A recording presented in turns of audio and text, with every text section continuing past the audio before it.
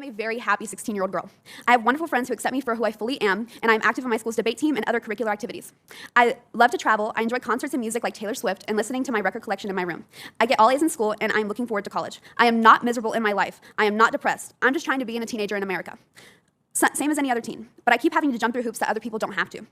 I keep having to spend spring break lobbying for my rights to exist while my friends are on vacation. I am here in front of this committee instead of on my summer vacation, just to ensure that my right to exist is not taken away. In Alabama, not one lawmaker was willing to sit down with me and my parents to learn about what it's really like to be transgender. Instead, these lawmakers pushed rhetoric and laws that weren't true and were not logical, saying things like transgender people are being groomed by our parents, which is nonsense. In support of these laws, my governor has decided to say horrible things about me and those like me in my state. I would love for you to imagine a moment if these statements were made about you or your kids. How would this make you feel? I want to turn to a video that shares the story of one of those parents and his plea for the leaders in his home state of Missouri to stop these attacks.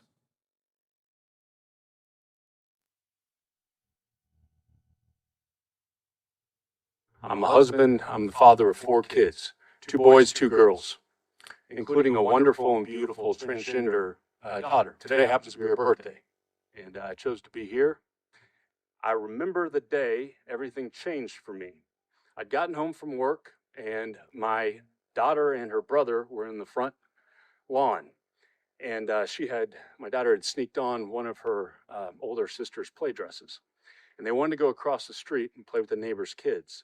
It was time for dinner. I said, come in. She asked, can she go across the street? I said, no. She asked me if she went inside and put on boy clothes, could she then go across the street and play? And it's then that it hit me that my daughter was equating being good with being someone else. My child was miserable. I cannot overstate that. She was absolutely miserable.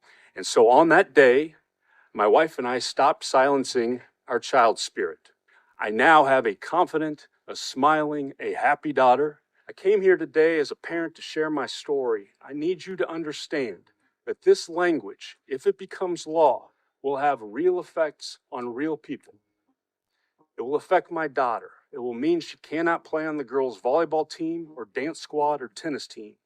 I ask you, please don't take that away from my daughter or the countless others like her who are out there.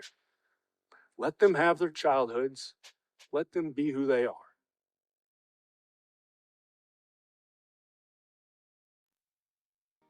At the start of this year, our nation has seen a wave of anti-LGBTQ bills. More than 525 have been introduced in 41 states, many of them specifically targeting our transgender youth. Some bills seek to ban gender-affirming care, while others are designed to dictate what sports kids can play or what bathrooms they can use. But all of them are part of the same concerted effort, exercising the power of government to target children. My name is Harley Walker. My pronouns are she, her, and I'm 16 years old from Alabama. I want to thank you all for the opportunity to tell you more about myself and what it's like to be a trans person. I'm hoping to share what my journey has been like and to clear up some of the false information that I've heard coming out of Congress and state legislatures, including the Alabama state legislature. There has been so much misinformation shared around what it means to be a transgender person and what healthcare looks like for trans youth. Most of what I've been hearing is inaccurate at best or just outright falsehoods, misrepresenting the steps and care taken by qualified medical professionals. Growing up, I had a really great childhood, a loving family and friends. As I grew, I just felt like something was different for me. Between 10 and 11, I told my parents that I believed I was transgender. Nobody pushed me to become transgender. No one suggested, forced, or influenced me to choose to be trans because it is not a choice. I knew that this was who I was. After I came out, my parents were doing the absolute best they could to support me, took me to our local pediatrician. He sat down with us and referred us to medical professionals in our state that could best treat me. He never once pushed an agenda onto me. Instead, he listened to me, his patient, and advised all of us on how I could get the best health care for my situation. The team of specialists that he referred us to were incredible. They focused on getting to know me, understanding my specific case, getting to know my parents, and figuring out how to best care for me as a patient. They advised us at no point would they talk about surgeries on a minor. It wasn't even something that they would discuss. They never pushed any agenda. And instead, one of the things that stuck out to me and my parents was that if I ever decided to stop or change my mind, that it was okay, and they would support me no matter what. This is the opposite of what I hear in the news and in the legislatures. It makes me wonder why legislators think that they can tell my parents and my doctors that I can't get the care I need to be happy and healthy. I want all of you to look at me here now and hear my words. I am a very happy 16-year-old girl. I have wonderful friends who accept me for who I fully am, and I am active in my school's debate team and other curricular activities. I love to travel. I enjoy concerts and music like Taylor Swift and listening to my record collection in my room. I get all A's in school, and I am looking forward to college. I am not miserable in my life. I am not depressed. I'm just trying to be a teenager in America. Same as any other teen. But I keep having to jump through hoops that other people don't have to. I keep having to spend spring break lobbying for my rights to exist while my friends are on vacation. I am here in front of this committee instead of on my summer vacation, just to ensure that my right to exist is not taken away. In Alabama, not one lawmaker was willing to sit down with me and my parents to learn about what it's really like to be transgender. Instead, these lawmakers pushed rhetoric and laws that weren't true and were not logical, saying things like transgender people are being groomed by our parents, which is nonsense. In support of these laws, my governor has decided to say horrible things about me and those like me in my state. I would love for you to imagine a moment if these statements were made about you or your kids. How would this make you feel? What would you do to protect your kids from these harmful laws and statements? If you were me, would you want to stay in a state where the people who were elected to represent you and make sure that you have a safe place to live, and instead talk about your family this way? I live only a few miles from the best college in my state, but I can't even consider going there because of the continued attacks against me and my community. I've had to do a lot of thinking about college. Alabama was one of the first states to ban trans health care, but because of the new laws that have been passed in states across the nation, and because we don't have the Equality Act to help protect me from discrimination, I've had to start looking at colleges very far away from where I was born and raised. My parents say this breaks their heart. They can't stand the thought of their kid being so far away where they can't help me if I needed them. This type of discrimination, which will make me have to move where I live or work to go to school, is not designed to protect or help me. I want you to understand that discrimination makes me unsafe. This journey isn't easy. As I first began my transition, there was an incredible amount of bullying in my middle school. So much so that my parents decided I needed to go to online school, not because I wanted to, but the bullying got so bad it was getting close to violence and the school was doing nothing about it. We worked with the school and I eventually got to go back, but kids shouldn't feel helpless at school against being bullied or discriminated against just because they are different. Leaders in our state and country have the ability to help. However, so many of them have decided to promote that same bullying and discrimination. Despite all this, despite being called a demon, a monster, or other despicable things, I love my life. I love my family, I love my friends, and I am happy. I am asking for you to help us stop certain people from using the transgender community as a political pawn. Please stop attacking our lives for votes or money. These are human rights hanging in the balance. Help us communicate that they are impacting people's lives and our pursuit of happiness. We are just like your kid, just like your neighbor, and you. We also deserve the ability to be happy. Thank you. Exactly 5 minutes. Thank you, Harley Walker. As a parent of 3 children myself, I can only imagine how proud your parents must be of your poise and your advocacy. And thank you for sharing with us that you're a straight-A student and participating in school and happy. It is a very difficult thing to insert yourself into these very heated debates in your home state of Alabama and nationally. And I could feel your frustration explaining that as you search for college, you feel you can no longer safely do so in your home state. I just don't think that's right. And I think someday soon we may be in a place where young people can search out their college dreams without having to worry about whether they're in a state that affirms them or not. You mentioned something about this is not an ideology that's been pushed on you. Could you just help us for a moment understand?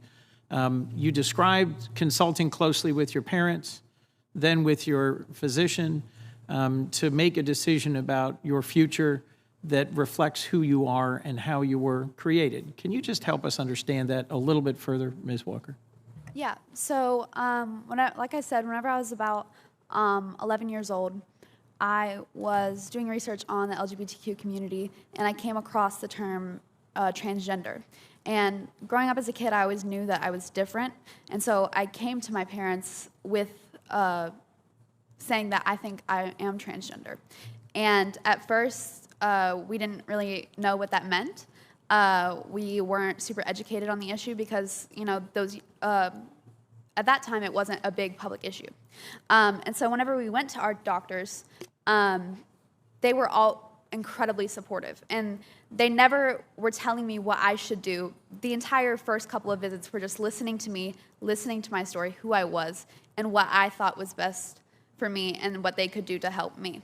It wasn't, you need to start these puberty blockers immediately. It wasn't, you have to do all of this to identify as transgender, because everybody's journey is different. And they just wanted to do what was best for me, and they listened to me to make sure that that was what I wanted to do. Thank you. And Ms. Walker, I want to just end with you, because I don't think most Americans understand what it's like to try to just live your truth for the average American that is LGBTQ or trans. Could you just tell one more time, as you've listened to the testimony today, just how it feels just to be a teenager living your life as you do? Yeah, it definitely is a struggle day to day. Growing up in a conservative state where there is a lot of misinformation spread about what trans people are, what we do, and how we're just like everybody else, it's definitely been hard for me. Like I said in my testimony, I was severely bullied in middle school to the point where I had to drop out of public school because there was so much hate every day in the hallways, being misgendered, being dead named, and it got to physical violence at a certain point. And so I had to drop out of public school for that year, and the school wasn't doing anything about it. Mr. Chairman, thank you for the latitude. And again, if this is about protecting our children, the stories of Ms. Walker and other trans children, it just needs to be heard about what you're enduring. Thank you. Thank you, Senator Booker. Senator. The next question I have is not a technical one, not a deep policy question, but I want to talk to you for a minute, Harley. Appreciate you being here today and your courage to speak up and to share. You've shared a lot with the committee, and I'm glad you're sacrificing a bit of what should be your summer vacation to be here. You've talked about the love and support you receive from your parents and doctors and friends. For any of your peers who may be watching today, thinking about maybe how to talk to their parents, how to talk to their friends, maybe not in as welcoming or comforting of a circumstance as you were blessed to have, what words of encouragement would you offer to them, given your experience and given your advocacy? The main thing I would want to convey to them is that they are not alone. Whenever I started my journey, I had just entered middle school, and as I said, I had to move to online school because of bullying. And I was in a very dark place, and I felt very alone. I had no friends. I just had my parents, who were luckily supportive, but as a child, you feel so isolated. And so one of the things that helped me was getting involved in my community. My parents took me to our local PFLAG, which is Parents and Friends of Lesbians and Gays. It was a group of people who was just a round table of queer members of the community and allies who just came together to share their experiences and just have a good time. And I was scared going to that meeting, but as soon as I got there, I felt so welcomed, and it was the first time I did not feel alone. And so that's why I'm here today, to tell those trans kids that they are not alone, that I accept them, and so many other people accept them for who they are, because it's not a choice. And that regardless of what people say to you, just remember who you are and stick to that. Thank you. Thank you. Thank you, Mr. Chair. Thank you, Senator. Ms. Walker, thank you very much for being here. Do you play in sports? Do you participate or compete in sports? I do not. So would you say that most, I would think that most transgender girls are not competing in sports, but you just want to be able to be free from these kinds of totally discriminatory laws that does not allow you to be yourself? Yeah, that's definitely the case. Whereas I don't personally compete in sports, so I can't speak for the trans kids that do compete in sports. I will say that it's even more scary for us in situations like that, because can you imagine somebody like me having to compete in a men's sports team.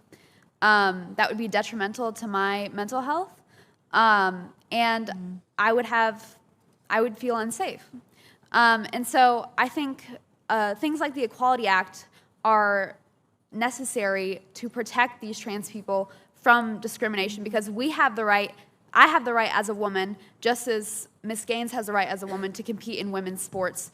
And just because I wasn't born in a female body doesn't mean I don't have that same right.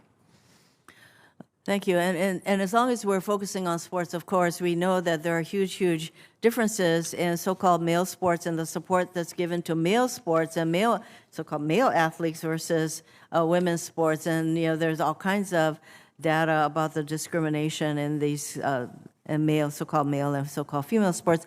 I just want to ask you, Ms. Walker, if you want to say anything else about the just extraordinary issues you had to go through as you had this emerging sense of who you were. It was not quite right to fit who you thought you were and wanted to be and were entitled to be. But that's not an easy decision to make, to start walking down that road. Coming out, like was said earlier by Dr. Lopez and Ms. Robinson, coming out is such a difficult process for so many LGBTQ people. And for me, I was lucky to be able to have such a supporting family and supportive friends as well. But that's not the case for so many other LGBTQ Americans.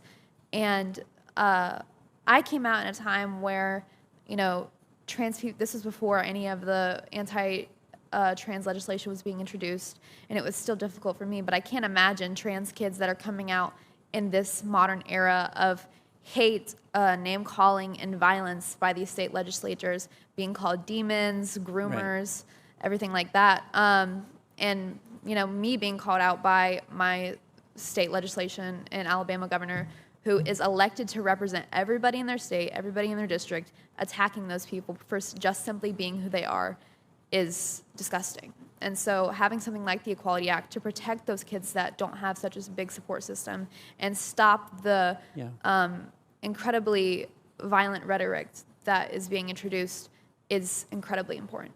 Thank you very much.